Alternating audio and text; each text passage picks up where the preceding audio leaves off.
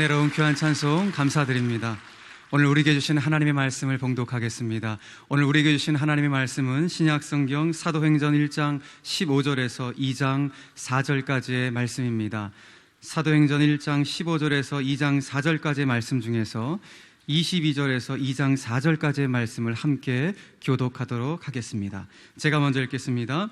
항상 우리와 함께 다니던 사람 중에 하나를 세워 우리와 더불어 예수께서 부활하심을 증언할 사람이 되게 하여야 하리라 하거늘 그들이 두 사람을 내세우니 하나는 바사바라고도 하고 별명은 유스도라고 하는 요셉이요 하나는 마띠아라.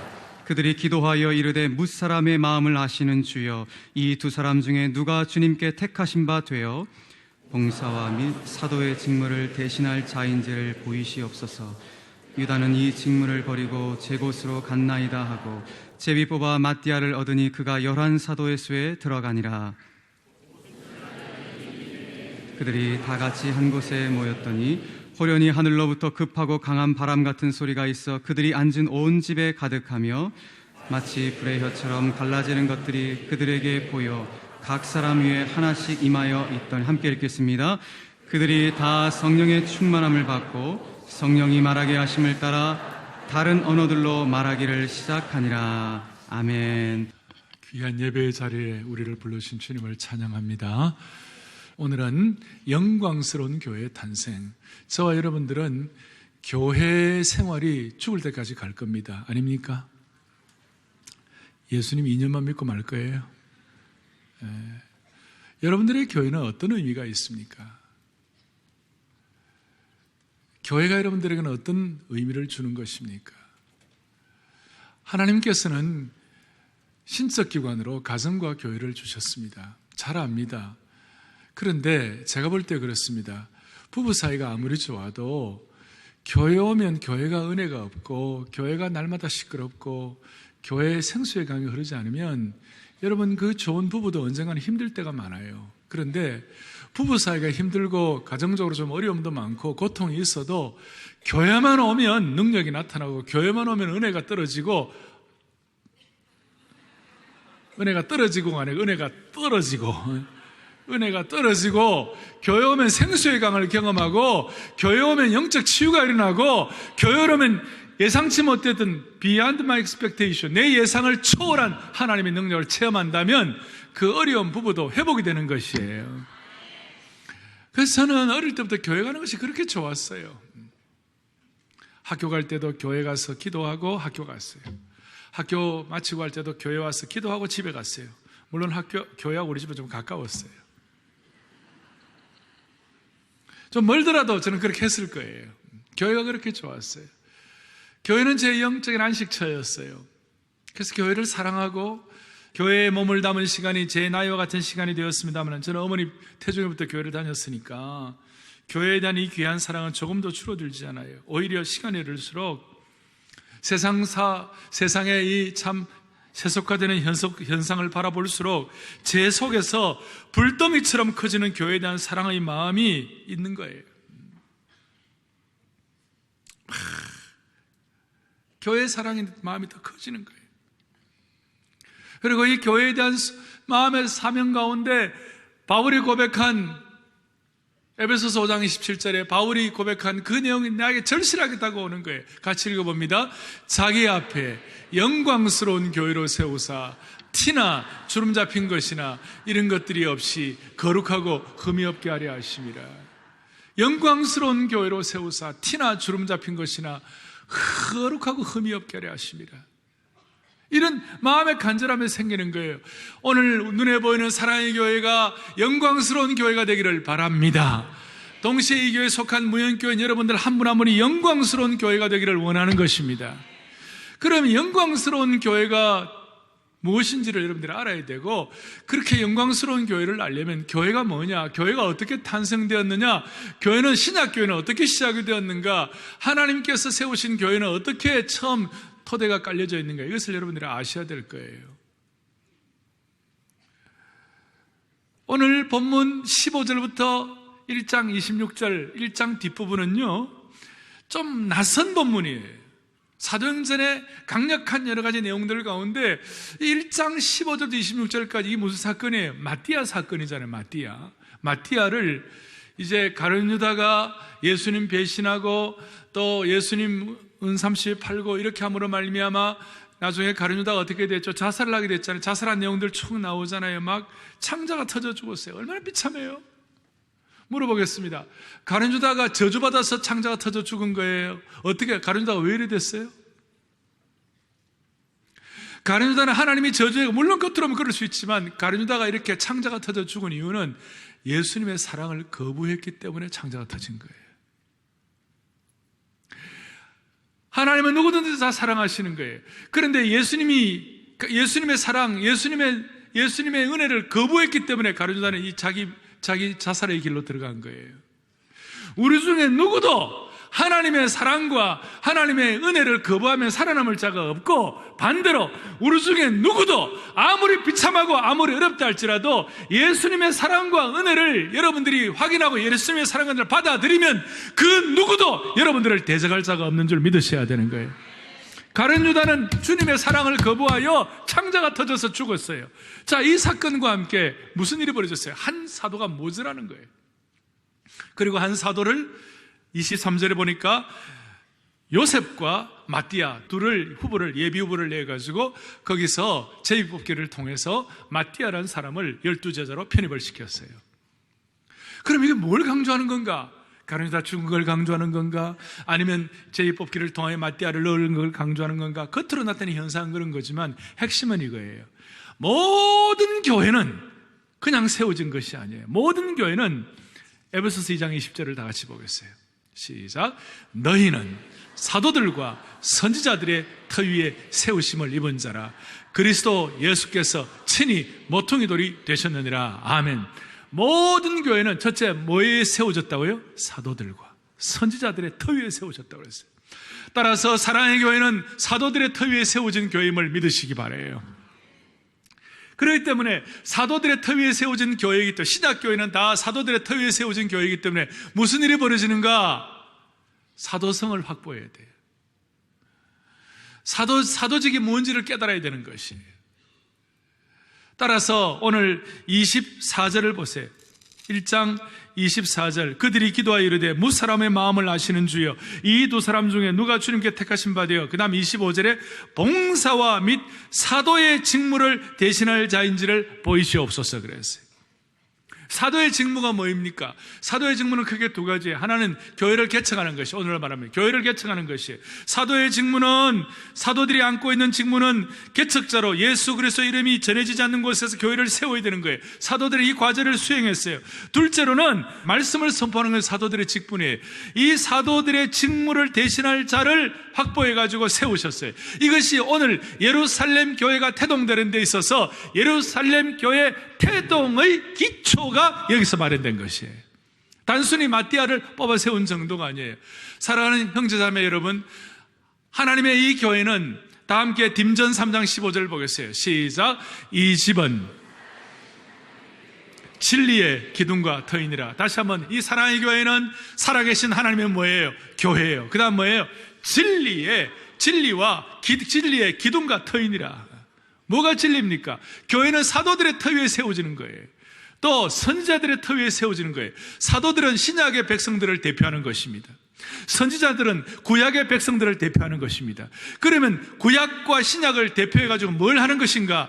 예수 그리스도가 아까 읽었던데 에베소 2장 20절에 읽은 것처럼 예수 그리스도가 친히 모퉁이 돌이 되셨느니라 그랬어요. 예수께서 친히 모퉁이 돌이 되셨느니라. 사도들이 해야 할 말씀 선포의 핵심이 뭐냐? 사도들은 말씀을 선포해야 될 핵심이 뭐냐면 예수님께서 친히 모퉁이 돌이 되심을 선포하시는 거예요. 이것이 바로 교회가 진리의 기둥과 터에 세워진 교회요, 이것이 교회가 사도와 선지자들의 터 위에 세워진 교회임을 말씀하는 거예요. 그러니까 로마 캐톨릭 교회는 베드로 위에, 베드로가 첫 사도니까 베드로 위에 세워졌다 그랬는데, 우리는 그 정도가 아니라, 프로테스탄트는 베드로 정도가 아니라, 베드로의 인격이나 사미가 아니라 우리는 사도직 위에 세워진 줄로 믿습니다, 이거예요. 그러니까 요한복음 20장 21절에 오면 아버지께서 나를 보내신 것 같이 나도 너희를 보내노라. 기억나십니까? 우리 교회가 많이 강조하는 것이에요. 오늘날 더 이상 사도직 자체는 없어요. 오늘날 더 이상 베드로는 없고 오늘날 더 이상 요한은 없어요. 하지만 사도들이 세운 교회는 전승이 돼야 하는 것이에요. 사도들이 세운 교회의 터는 이어져 가야만 하는 것이에요. 사도성을 계승해야 하는 것이에요. 사도성의 계승은 뭐예요? 아버지께서 나를 보내신 거 나도 너희를 보낸 거예요. 세상에 보냄받은 소명자 되는 거예요. 세상에 보냄받은 소명자란 말은 사명자로서 땅끝까지 복음 전하는 생활 증인의 사명을 우리에게 허락해 주신 줄로 믿습니다. 그걸 이어가는 것이에요. 따라서 이것을 이어가는 교회는 그 시대를 변화시킬 수 있는 것이에요. 이것을 이어가는 교회는 사도행전적 교회가 될 수가 있는 것이에요. 사도행전이란 말은 영어로 acts라고, the acts라고 말하는데 사실은 사도적이고 행전적이다 이 말이에요. 영광스러운 교회는 사도적, 행전적 교회이다 이 말이에요. 사도성을 토대로 해서 실천하는 교회인 줄로 믿습니다 이거예요. 이 은혜를 갖게 되면, 이 사도성을 계승하고 이 소명을 갖게 되면 한국교회는 지난 시간 동안 130년의 역사가 있습니다만은 지난 100년 동안 특별히 한국교회는 강력한 사도적 소명을 계승하고 교회를 사랑하는 마음, 한국교회는 세계 어떤 교회보다도 선교 역사에서 천교 초기부터 시작 교회를 얼마나 사랑했는지 이 교회 위하여 눈물과 기도로 내 생명 다하기까지 늘 봉사하고 늘 사랑한 사랑의 언어와 사랑의 고백이 담겨있는 한국교회인 줄 믿으셔야 되는 거예요. 사도적 교회. 이 한국교회, 한국교회 역사, 이 교회가 이 하나님을 사랑하고 교회 사랑하고 이 사도적 전승을 계승으로 말미암아 교회가 선교하는 거예요. 그래서 세계 교회를 향하여 2만 수천 명의 선교사들을 파송해가지고 지나간 수천 년 동안 내려오는 민족 종교를 100년 만에 바꿀 수 있는 영광스러운 교회가 된 것이에요. 오늘 이 교회의 능력이 다시 회복되어야 할 줄로 믿습니다. 그러기 위해서 첫 번째로 사랑의 교회는 사도적 전통 위에 세워진 교회이다. 마띠아를 새로 세운 것처럼 우리 모두에게 하나님이 이 소명을 주신 줄로 믿으셔야 합니다. 목사님만 받았습니까? 아니에요. 우리 교회 평신도 지도자를 받습니까? 아니에요. 모든 사람들이 다 받은 거예요. 자매들도 받았고 형제들도 받았고 젊은이들도 받았고 다 이 사도적 사명을 받은 줄로 믿으셔야 합니다. 이 사도적 토대 위에 교회가 세워져 있는데, 두 번째로는 이 사도적 토대 위에 세워진 교회가 어떻게 태동되었는지 여러분들 아셔야 되는 거예요. 생명의 공동체가 어떻게 태동이 되었는지, 쉽게 말하면 신약교회, 예루살렘 교회가 어떻게 태동되었는가. 예루살렘 교회, 생명의 교회의 태동은 두 번째, 이 중요한 것은 이것입니다. 다 같이 2장 1절을 보겠습니다. 2장 1절에 보니까 때가 중요한 거예요. 사건이 일어난 날짜를 먼저 설명했어요. 다 같이 시작. 오순절 날이 이미 이름에 그들이 다 같이 한 곳에 모였더니, 신약교회가 어떻게 태동이 됐냐? 오순절의 때에 태동이 된 거예요. 그리고 그냥 된 것이 아니라 한 곳에 모여가지고 예배하고 한 곳에 모여가지고 저녁 기도에 힘쓰는 동안 사도적 교회가 태동이 된 것이에요. 오순절 날에 임했다는 이 때가 중요한 건데, 오순이란 말이 뭐냐면 1순이 10이에요. 10 days is one 순. 한 순이 10일인데 5순이니까 며칠이에요? 50일이에요. 이 50일은 뭘 기준으로 해서 50일이에요? 이 50일은 6월절을 기준으로 해서 50일을 계산하는 거예요. 6월절이란 말은 이스라엘의 3대 절기 가운데 가장 강력한 절기가 6월절이에요. 6월절 다음으로 이 오순절이에요. 이 오순절은 뭐냐면 77절이다. 77이 49 해가지고 77절이다. 이때가 주로 6월달 이런 식인데요. 주로 맥추절, 추수의 기간을 말하는 것이에요. 이건 아주 굉장히 상징적이에요. 6월절의 핵심은 뭐예요? 예수 그리스도 십자가에 달려 돌아가신 것, 예수님의 살과 피를 우리에게 내어주신 그것이 바로 6월절이에요. 그 6월절에 십자가의 사건을 중심으로 해서 예수님의 보혈의 능력을 기초로 해가지고 50일째 되는 날이 뭐냐면 오순절 날 성령 강림을 통하여 무슨 일이 벌어졌는가? 오순절 성령 강림의 날, 성령이 임하시고 난 다음 그 성령의 임재를 통하여 개인이 성령 받아가지고 신드바트 아라비아의 모험을 가지고 하늘을 나르고 막 그냥 희한한 기사와 이적을 행하고, 그게 목표가 아니에요. 성령 받아가지고 제일 먼저 하는 것이 뭐냐면 교회가 태동이 된 것이에요. 그 교회가 태동된 것은 오순절날 성령 강림의 날 교회가 태동된 것은 뭐냐면 6월절 어린 양 보혈의 사건을 기초로 해서 50일째 되는 그 날은 바로 영적 추수를 의미하는 것이다. 뭘 의미한다고요? 영적 추수를 의미하는 것이다. 그리고 이 영적 추수는 바로 이어서 베드로가 설교를 하고 그러니까 2장 뒤에 하루아침에 3,000명이 주님 앞에 깨어지고 돌아오는 영적 추수의 역사가 일어나게 되었습니다. 할렐루야. 그것이 바로 이 오순절날 일어난 성령 강림의 날 통해서 성령 강림만 하고 끝나는 것이 아니라 예루살렘 교회가 세워지기 위하여 일어난 사건이다 이 말이에요. 조금 더 깊이 들어가면 사도행전을 누가 기록했습니까? 사도행전을 누가가 기록했죠? 누가는 신실한 의사입니다. 의사의 디테일한 안목을 가지고 누가는 누가복음 2장에서는 예수 그리스도의 육체로 오심, 예수 그리스도의 성육신, 예수 그리스도의 탄생에 대해서 아주 디테일하게 누가복음 2장에 기록을 해놓았어요. 동시에 사도행전 2장에서는 영적인 예수님의 영적인 몸인 교회의 탄생에 대해서 자세하게 기록을 해놓은 것입니다. 하나는 예수님의 육신의 몸을, 하나는 예수님의 영적인 몸을, 그래서 이 영적인 몸인 교회의 탄생을 일컬어서 교회는 예수님의 제2의 성육신이다. 자, 기억이 납니까? 젊은이 여러분, 교회는 예수님의 제2의 뭐라고요? 성육신이다. 이 성육신에 대한 우리의 마음의 소원을 가지고 예루살렘 교회, 신약교회가 태동이 되는데, 이 신약교회의 핵심이 뭐냐? 2절, 성령 강림의 날 신약교회가 태동될 때 무슨 사건, 이제 그 날짜에, 오순절 날에 무슨 사건이, 세 가지 사건이 일어나는데, 첫째는 뭐냐? 2절에 호련히 하늘로부터 급하고 강한 바람 같은 소리가 있어 그들의 앉은 온 집안이 가져, 바람이 막 급하고 강한 바람이 막 부는 거예요. 오늘 이 자리에 하나님의 급하고 강한 바람이 부는 같은 그런 역사가 일어나는 거예요. 두 번째로 마치 불의 혀처럼 갈라지는 것들이 그들 위에 보여 각 사람이 하나씩 임하여 있었다. 불의 혀같이 갈라지는 거예요. 오순절 성령 강림의 날 불의 혀같이, 마치 혀처럼, 그런 아마 성화 같은 거 본 적도 있을 거예요. 불의 혀같이 샥, 죄송합니다, 샥, 그래, 불의 혀같이 갈라지는 사건이에요. 그런데 이 바람과 불은 성령님은 하나님이세요. 아멘. 하나님이 임할 때, 하나님이 임재할 때 나타나는 공통적인 현상이에요. 하나님의 성부 하나님이 임할 때도 모세와 해목에서 빽빽한 구름과 쉐키나 영광이 임했을 때 바람과 불이었어요. 성자 예수 그리스도가 변화산상에 임할 때도 바람과 불이에요. 그 하나님의 임재가 있을 때 바람과 불이 일어나는 거예요. 그런데 오늘 여기는 한 가지 사건이 더 일어났어요. 3절에 그들이 다 성령의 충만함을 받고 성령이 말하게 하심을 따라 다른 언어들로 말하기를 시작하니라. 세 번째 사건은 뭐냐? 다른 언어들로 말하기를 시작했어요. 다른 언어였어요. 세 가지예요. 첫째, 바람의 현상이에요. 두 번째는 불의 현상이에요. 세 번째는 다른 언어의 현상이에요.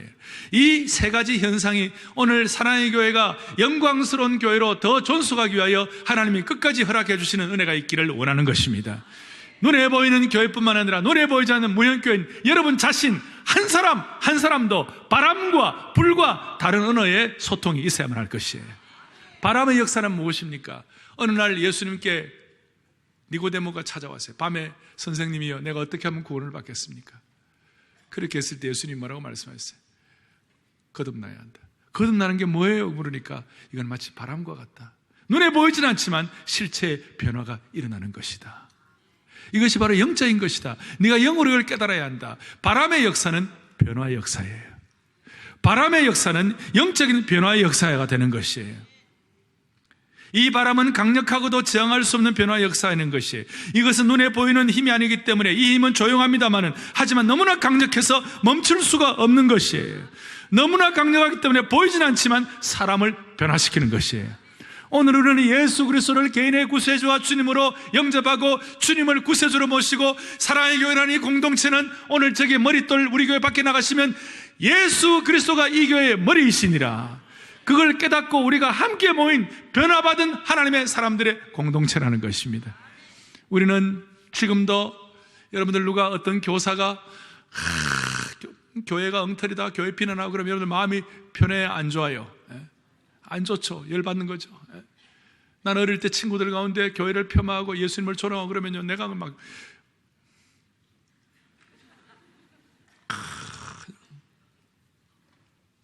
때리지는 않았습니다만은 그 분노를 참을 수가 없었어요. 그건 우리가 변화된 증거예요. 주님의 이름이 모욕을 당하거나 하나님의 백성들이 순교를 당하거나 하나님의 백성들이 참으로 상처를 입어 우리 참을 수가 없는 거예요. 거룩한 분노가 있는 거예요. 바람의 역사예요. 두 번째는 무슨 역사가 있는가? 불의 역사예요. 불의 역사는 왜 필요합니까? 왜 불입니까? 불 받아라. 옛날에 어떤 목사님이 성령의 불을 받아라 그러니까 앞에 있는 사람은 싹 피하니까 뒤에 있는 사람이 아 뜨거워라. 그게 불입니까? 그걸 말하는 것이 아니에요. 불의 역사는 두 가지예요. 하나는 뭐냐면요, 정화의 역사예요. 불의 역사가 있는 곳마다 더러움이 태워지는 거예요. 오염이 제거되는 것이에요. 깨끗해지는 것이에요. 이 불의 역사가 있는 곳마다 하나님의 사람으로 빚어지는 거예요. 오늘 젊은이들, 나이 드신 분들, 연세 드신 분들, 어린아이부터 어른까지 사랑의 교회는 이 불의 역사가 계속 충만해야 되는 것이에요. 여기에 들어오면 정화가 되어야 되는 것이에요. 본당 들어오니까 오염된 마음은 그대로 갖고 들어올 수 있습니까? 본당 들어와서 기도하고 찬양하고 시온 성과 같은 교회, 그의 영광 하나 없다. 이 생수의 마음, 이 생수의 찬양을 부르니까 마음이 여러분 정화되는 거 못 느끼셨어요? 그냥 그거 아니잖아요. 정화의 역사예요. 또 불의 역사는 사모함과 뜨거움의 역사예요. 간절함의 역사예요. 시편 39편에 보니까 내 마음이 내 속에서 뜨거워져서 불이 붙었다고 그랬어요. 여호와의 불이 임하는 곳마다 사모함이 생기는 것입니다. 열정이 생기는 것입니다. 한 주간 동안 팍팍 쓰러져 있다가 주일날 예배 와가지고 예배 드리고 오늘 마칠 때 정말 성령의 비가 내리네, 하늘의 문을 여소서하고 찬양할 때 내 마음에 불이 붙는 것이에요. 뜨거워지는 것이에요. 사모함이 생기는 것이에요. 이것이 살아계신 하나님의 영광스러운 교회의 실체다 이 말이에요. 사랑하는 형제자매들이여, 오늘 다시 한번 우리를 정화시켜 주시는 성령의 역사를 기대하십시다. 우리가 힘들고 나태하고 쓰러져 있다 하더라도 다시 벌떡 일어나서 주님을 사모하고 열정을 가지고 주님 앞에 나아갈 수 있는 그런 은혜를 회복하기를 바라는 것입니다. 세 번째 역사는 뭡니까? 다른 언어로 소통하는 것이에요. 전에는 다른 방언으로 말하기를 시작하니라 그랬어요. 이 방언은 고린도전서 12장 13장에 나타나는 영방언하고는 달라요. 거기 나타나는 영으로 말하는 것하고 달라요. 이 방언은 뭐냐면 다른 언어로 소통하는 것이에요. 이것은 희한해요. 이 방언의 뜻은 뭐냐면 복음을 전하는 정제된 언어였어요. 복음으로 소통하는, 복음을 깨닫게 하는 정제된 언어였어요. 정치한 언어였어요. 정밀하고도 치밀한 복음의 정제된 언어였어요. 이 언어를 통하여 무슨 일이 벌어지는가?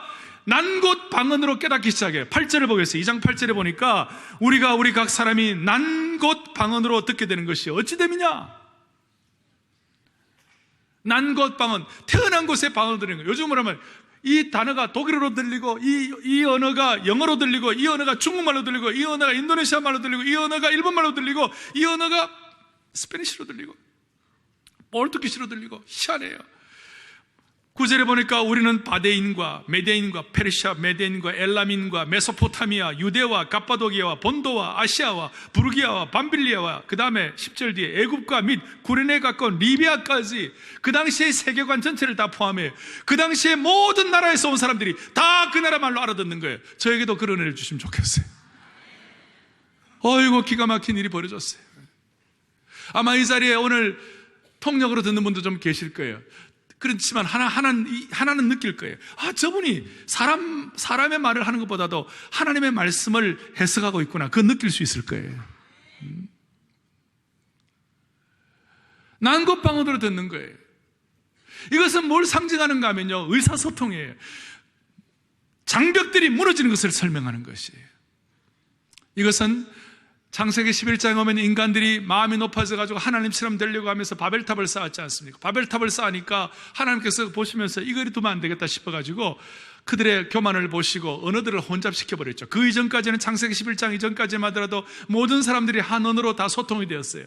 그런데 인간이 높아져가지고 하나님 두기를 싫어하는 것 때문에 하나님께서 어떤 일을 벌이셨어요? 거기다 그냥 완전히 언어를 혼잡시켜가지고 더 이상 벽돌 갖고 올라오라고 그러는데 갑자기 모래를 들고 막 올라오는 거예요. 물 가져러 와라 그러는데 갑자기 벽돌 들고 올라오는 거예요. 그래 어떻게 집을 더 짓겠어요? 못 짓게 되는 거죠. 집 짓는 건 스톱이었어요. 언어가 혼잡되고 불통이 생기기 시작한 거예요. 오늘 이 다른 곳 방언으로 말하기, 다른 말로 말하기를 시작하니라, 이 뜻은 창세기의 죄악을 해결하는 사건이었어요. 불의 혀같이 창세기의 바벨탑을 극복한 사건이었어요.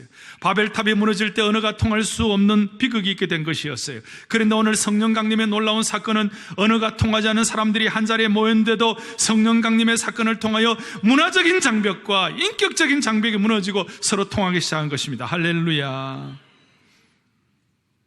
이것은 개인과 개인, 집단과 집단, 민족과 민족의 소외와 단절이 극복되는 새롭고도 위대한 장이 펼쳐진 것입니다.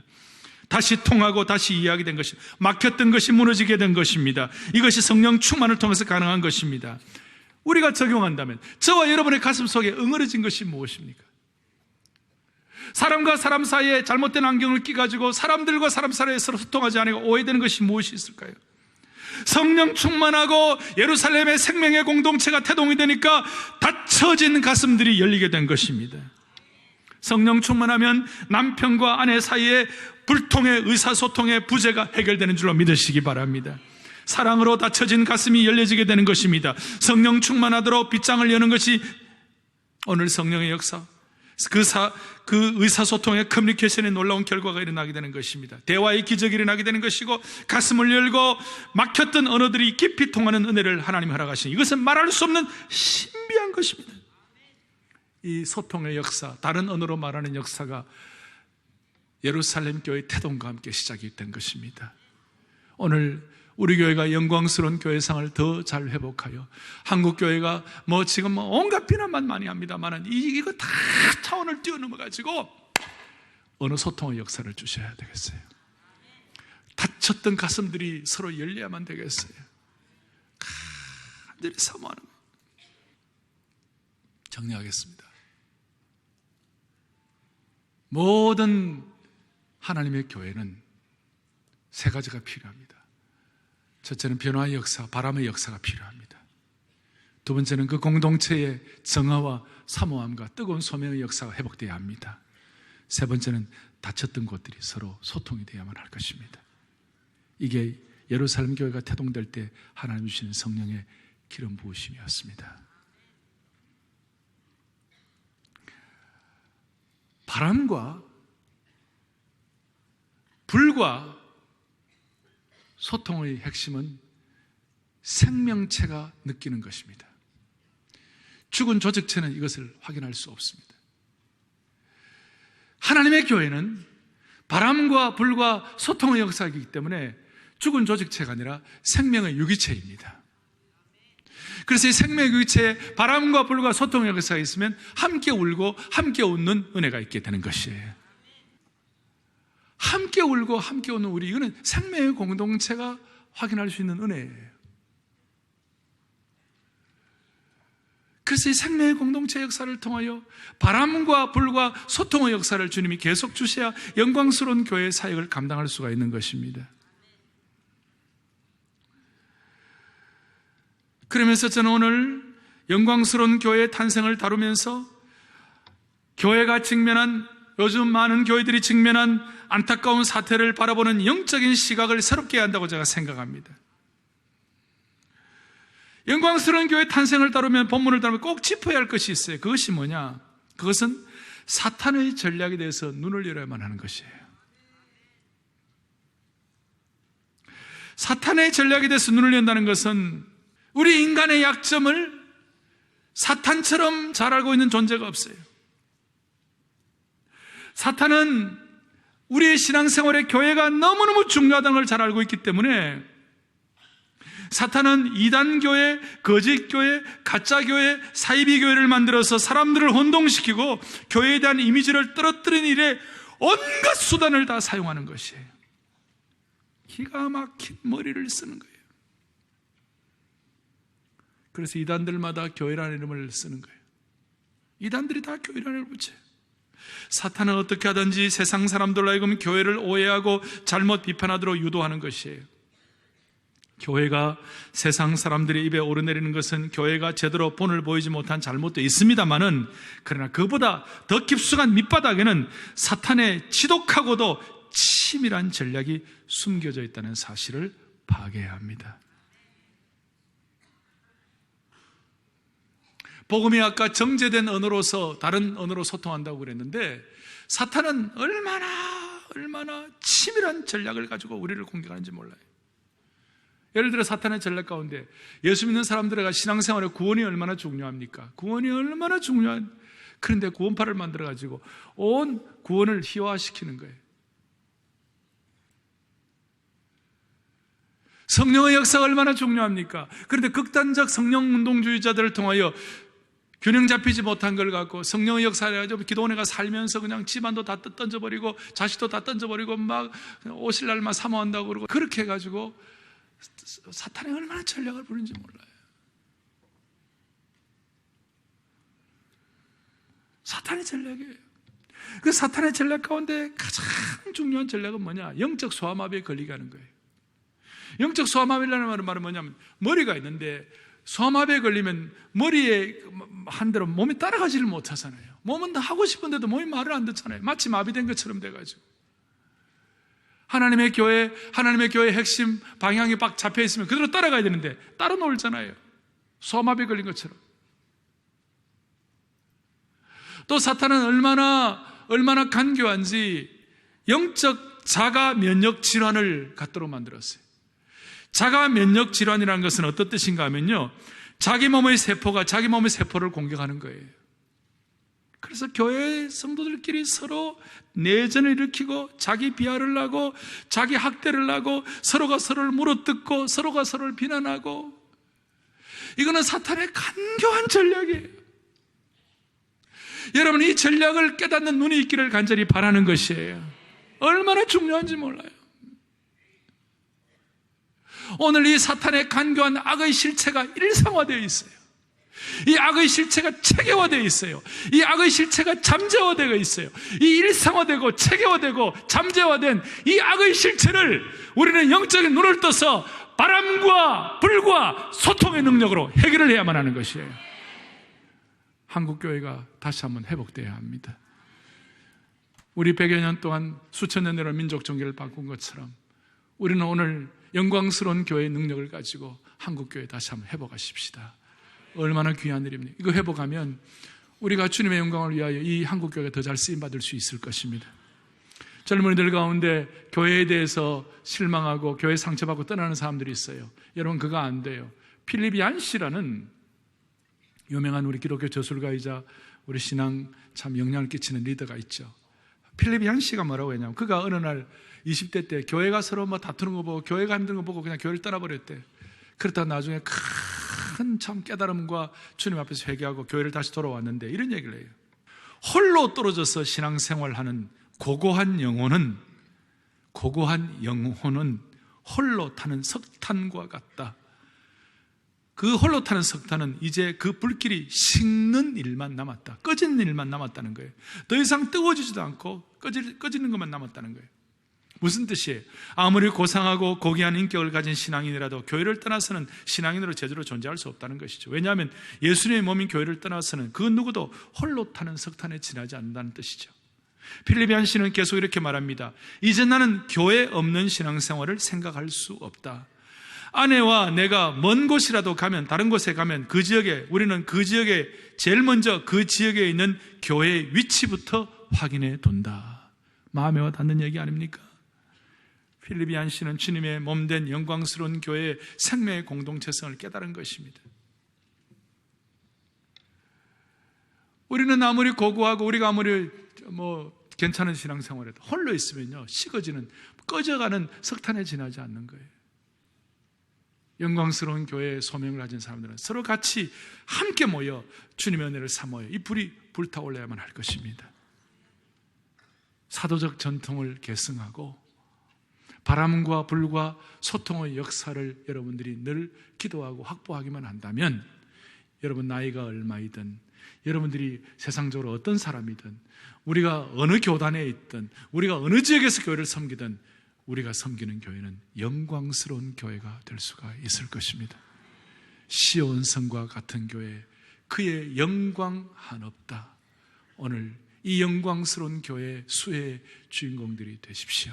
이 영광스러운 교회에 지체로 있다는 것은 얼마나 신나는 일입니까? 가슴에 손을 얹겠습니다.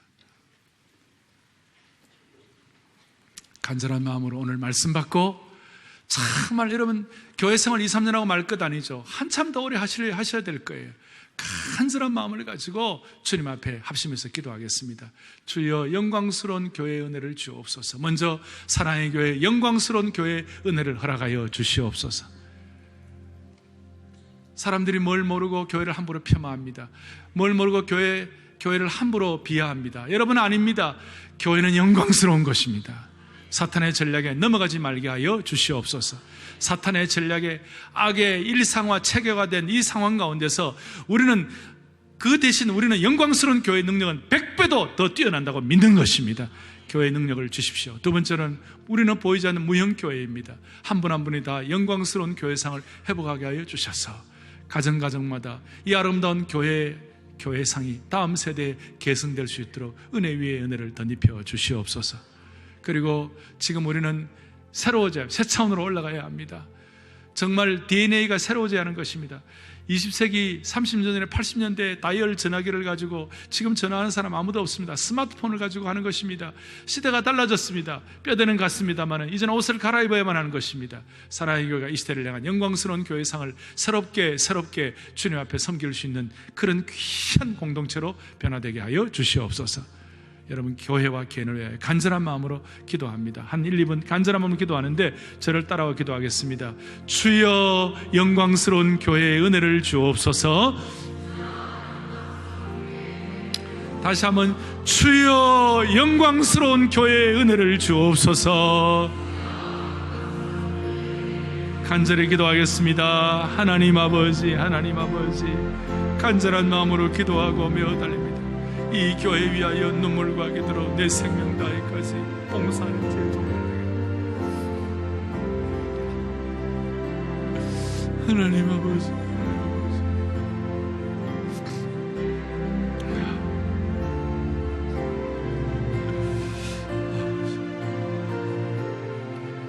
살아계신 하나님 아버지, 오늘 세 번째로 영광스러운 교회를 깨닫게 하시니 진심으로 감사합니다. 이 영광스러운 교회상이 우리 교회 내에만 있지 말게 하여 주시옵시고 세상 밖으로 나가서 강력하게 세상을 변화시키는 실체가 되게 하여 주시옵소서. 어른들만 이 교회상을 갖지 말게 하시고 젊은이들, 우리 자녀들에까지 이 영광스러운 교회상이 계승되게 하여 주시옵소서. 가정마다 교회 사역마다 바람과 불과 의사소통의 강력한 기름 부으심을 체험하게 하옵소서. 예수 그리스도 이름 받들어 간절히 기도 올리옵나이다. 아멘. 우리에겐 소원이 하나 있네. 기도하는 마음으로 하십시다. 주님 다시 오신 그날까지 우리 가슴이 모든 교역자들 자손들로 십자가 사랑 나의 교회를 사랑해 주의 교회를 향한 우리 마음 희생과 복위와 선민과 고난 하늘 여주 조사 우릴 받을 수 없게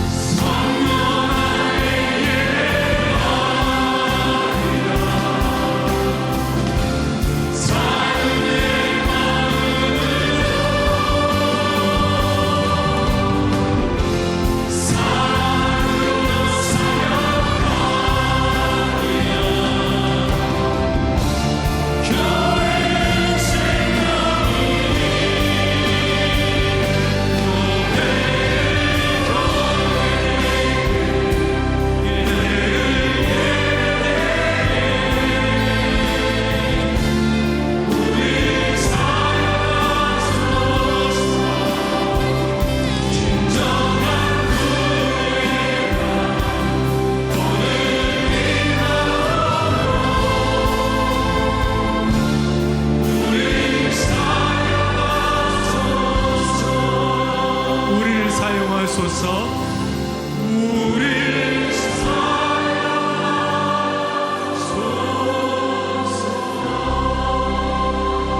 성령의 비가 내리네.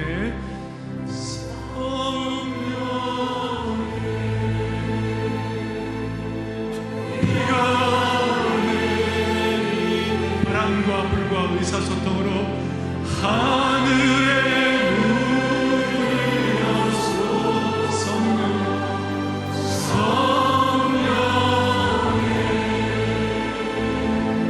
비가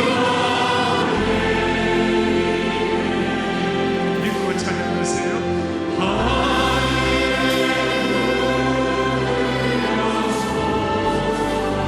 자매들은 곡조 있는 언어로 찬양으로 성령의 비가 내려 찬양하고, 형제들은 바람과 불과 의사소통의 능력이 우리 가운데 생명의 공동체로 나타나게 하여 주시옵소서. 기도하십시다. 자매들 찬양하세요.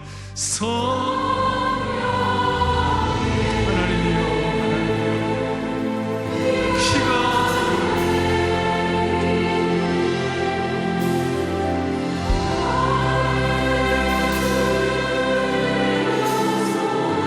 다시 한번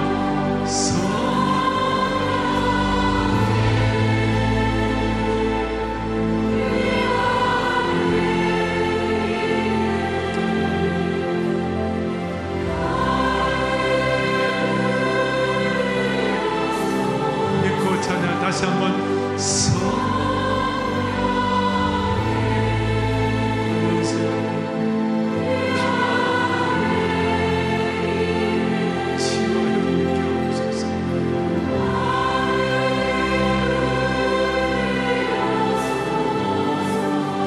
성령의 비가 내리네. 성령의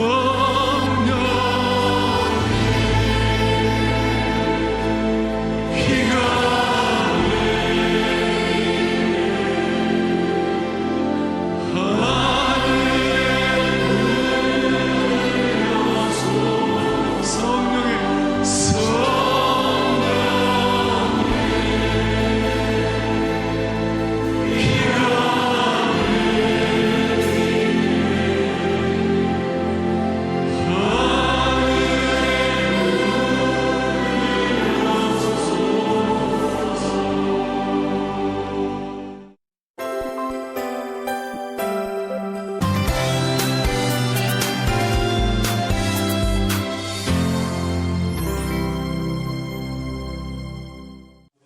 순원들과 말씀 중심으로 삶을 나누고 더불어 신앙의 성장터가 되는 다락방 모임은 순장의 역할이 매우 중요합니다.